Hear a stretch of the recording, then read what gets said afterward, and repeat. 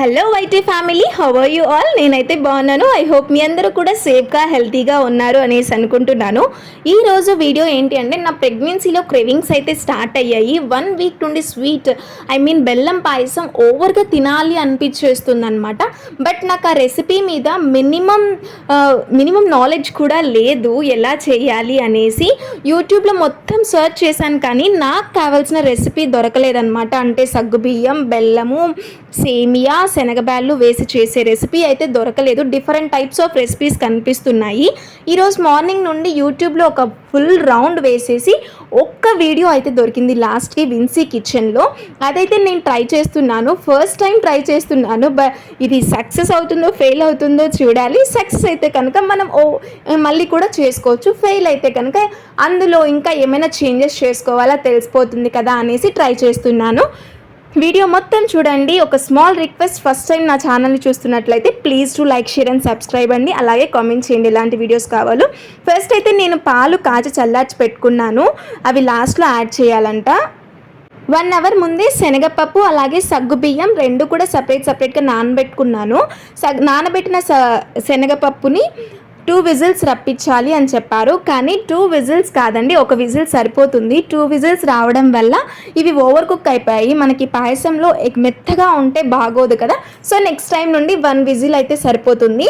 ఇక్కడ సపరేట్గా కొద్దిగా గీ అలాగే కొద్దిగా ఆయిల్ వేసి డ్రై ఫ్రూట్స్, పచ్చి కొబ్బరి అలాగే సేమియాని అయితే ఫ్రై చేస్తున్నాను. నేను కొద్దిగా గీ కొద్దిగా ఆయిల్ వేసాను, ఎందుకంటే ఇంట్లో వాళ్ళందరూ కూడా గీ తినరు కాబట్టి రెండు మిక్స్ చేసి అందులో డ్రై ఫ్రూట్స్ ఫ్రై చేస్తున్నాను.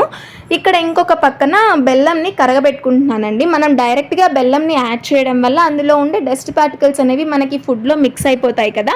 అలాంటి ప్రాబ్లం ఏం లేకుండా మనం బెల్లం వాటర్లో కరగబెట్టేసి తర్వాత మనము ఫిల్టర్ చేసుకుంటే మనకి ఎటువంటి డస్ట్ పార్టికల్స్ లేకుండా మన ఫుడ్ అనేది హెల్తీగా ఉంటుంది. ఇలా అన్నీ రెడీ చేసి పెట్టుకున్న తర్వాత మనం ఎందులో అయితే పాయసం చేయాలనుకుంటున్నామో అందులో మనం ఫిల్టర్ చేసుకున్న బెల్లం నీళ్ళు, అలాగే 2 కప్స్ ఆఫ్ ఎక్స్ట్రా వాటర్, మనం వేయించి పెట్టుకున్న సేమియా, నానబెట్టుకున్న సగ్గుబియ్యం ఇవన్నీ కూడా వేసేయాలన్నమాట. శనగబాలు మనం సపరేట్గా ఆల్రెడీ కుక్ చేసి పెట్టుకున్నాం కాబట్టి అవి స్టార్టింగ్లోనే వేయకూడదు. సేమియా, సగ్గుబియ్యం ఉడికిపోయిన తర్వాత మనం శనగబాలని యాడ్ చేయాలన్నమాట. ఇలాచీ పౌడర్ మనం ఎక్కువగా వేసుకోవడం వల్ల మనకి ఫ్లేవర్ కానివ్వండి, టేస్ట్ కానివ్వండి చాలా ఎక్సలెంట్గా ఉంటుంది అని నేను ఇలాచీని అయితే పౌడర్ చేస్తున్నాను ఇక్కడ. అలాగే నాకు పాయసంలో డ్రై ఫ్రూట్స్ అంటే ఎక్కువగా జీడిపప్పు అంటే ఇష్టము. జీడిపప్పు మాత్రం ఎక్కువగా వేసి ఫ్రై చేసి వేస్తున్నాను ఇందులో. ఇలా మనకి సేమియా, సగ్గుబియ్యం ఉడికిపోయిన తర్వాత లాస్ట్లో శనగపప్పు కూడా యాడ్ చేసేసి బాగా మిక్స్ చేసుకోవాలి. మనకు కొద్దిగా సేమియా గట్టిపడిన తర్వాత మనం చెక్ చేసుకొని గ్యాస్ ఆఫ్ చేసుకుంటే సరిపోతుంది. లాస్ట్లో డ్రై ఫ్రూట్స్ కూడా యాడ్ చేసేయాలి.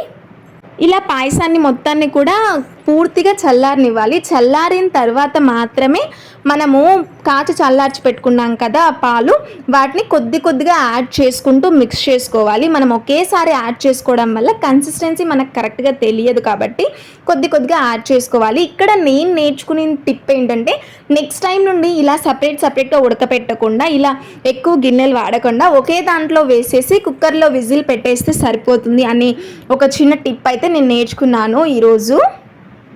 ఇంకొకటి, పాయసం పూర్తిగా చల్లారిన తర్వాత మాత్రమే పాలు యాడ్ చేయాలి, లేకుంటే మనకి విరిగిపోతాయి అన్నమాట పాలు. మనము పాలు కానీ లేకుంటే వాటర్ కానీ కొద్దిగా ఎక్కువ యాడ్ చేసుకోవడం వల్ల పూర్తిగా చల్లారిన తర్వాత కూడా మనకు కొద్దిగా వాటర్ అంటే నీళ్ళగా ఉంటుంది పాయసము. కొంతమంది గ్లాస్లో వేసుకొని తాగడానికి ఇష్టపడతారు కదా. ఇక్కడ నేను టోటల్ 5 కప్స్ వాడానమాట వాటర్ అలాగే పాలు. నెక్స్ట్ టైం నుండి 7 కప్స్ వాడాలి అనిపించింది, ఎందుకంటే గట్టి పడిపోయింది ఒక 2 అవర్స్ తర్వాత. జస్ట్ పొడి పాయసం ఉంటుంది కదా అలా అయితే అయిపోయింది. నెక్స్ట్ టైం నుండి కొద్దిగా వాటర్ ఆర్ మిల్క్ కన్సిస్టెన్సీ అనేది పెంచుకుంటే నాకు వాటర్ లాగా ఉంటుంది అనిపించింది. ఫైనల్ అవుట్పుట్ అయితే బాగానే ఉంది, టేస్ట్ కూడా బాగుంది. Not bad but not excellent అండి. కొన్ని చేంజెస్ చేసుకోవాలి నెక్స్ట్ టైం నుండి. మీకు ఎలాంటి క్రేవింగ్స్ ఉన్నాయి మీ ప్రెగ్నెన్సీలో, ఇంకా ఈ రెసిపీని ఈజీ వేలో ఎలా చేయొచ్చో మీకు తెలిసి ఉంటే ప్లీజ్ కామెంట్ చేసి నాతో షేర్ చేయండి. నాకైతే షన్నో టైంలో పెద్ద క్రేవింగ్స్ అయితే లేవు, బట్ ఈసారి మాత్రం ఫుల్ స్వీట్ క్రేవింగ్స్ అయితే ఉంటున్నాయి. మరి baby boy or baby girl, just wait for 3 months అండి, అంతే. బేబీ అయితే బయటకు వచ్చేస్తుంది. చూస్తున్నారు కదా, కొద్దిగా పాలు యాడ్ చేసుకుంటూ మిక్స్ చేసుకుంటున్నాను నేను. ఇంకా ప్రెగ్నెన్సీ టైంలో ఎటువంటి ఫుడ్ తీసుకోవాలి, మీకు కనుక క్లారిటీ ఉంటే కనుక ప్లీజ్ కామెంట్ చేసి నాతో షేర్ చేయండి. చాలా రోజుల తర్వాత మళ్ళీ మీ అందరితో మాట్లాడుతున్నందుకు వెరీ వెరీ హ్యాపీ అండి. ఈ బేబీ అయితే హెల్తీగా రావాలి, సేఫ్గా బయటికి రావాలి, నాకు సేఫ్ డెలివరీ కావాలని మీరందరూ కూడా బ్లెస్ చేస్తారని మనస్ఫూర్తిగా కోరుకుంటున్నాను. Finally payasam was ready. Taste చూసి చెప్తాను. నా ఎక్స్ప్రెషన్ చూడండి ఒకసారి పాయసం టేస్ట్ చూస్తూనే. ఫస్ట్ టైం కదా ట్రై చేశాను, సో ఆతృతగా తింటున్నాను అనమాట. అది ఒక 1 వీక్ నుండి స్వీట్ తినాలి అని ఆశతో ఉన్నాను కాబట్టి ఇలా ఓవర్గా తినేస్తున్నాను, ఏమనుకోకండి.